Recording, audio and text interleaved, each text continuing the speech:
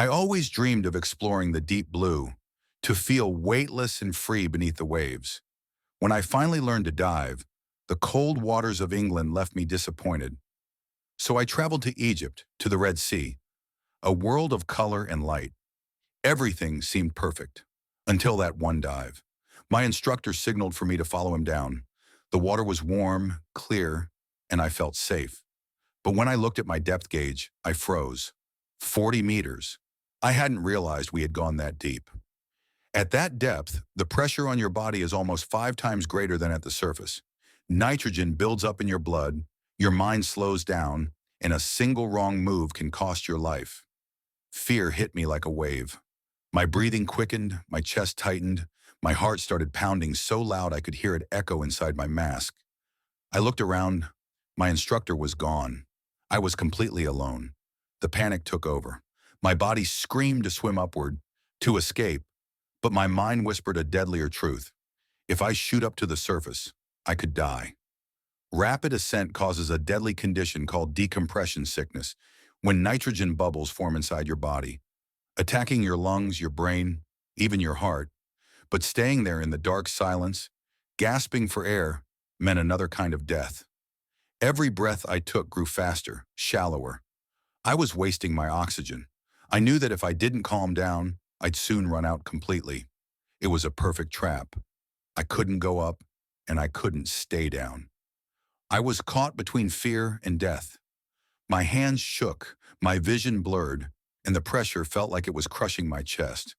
The silence was deafening, just my heartbeat, faster and faster, like a drum of panic echoing through the void. Then through the haze I saw movement, shadows, shapes gliding slowly in the blue. Sharks. For a split second, terror struck again. Every human carries an ancient, instinctive fear of sharks. It's in our biology, a survival reflex. But strangely, I didn't feel attacked. They weren't circling aggressively or darting toward me. They were simply moving, gracefully, peacefully.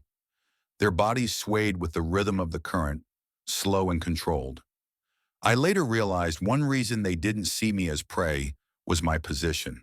I was floating upright, a vertical shape, not the horizontal movement of a fish or a wounded creature. I wasn't acting like prey, and so they didn't treat me like one. But what truly saved me wasn't biology, it was psychology. Watching them, I felt something shift inside me. Their calmness spread to me. Their movements were hypnotic, their confidence contagious. If these ancient hunters could move so peacefully through the same water that was suffocating me, maybe I could too. I started to slow my breathing, inhale, exhale, one breath at a time. My heartbeat steadied.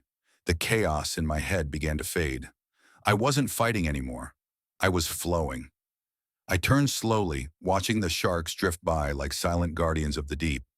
Then I began to rise, slowly, carefully as I'd been taught. It felt like hours. When I finally broke the surface, sunlight exploded around me. I ripped off my mask and gasped, sobbing with relief, anger, and awe. My instructor was waiting, but I couldn't speak. All I could think was how close I'd been, and how something the world fears most had saved me. Later, I wrote in my journal, "The sharks didn't just save my life. They taught me how to live it, with respect, not fear."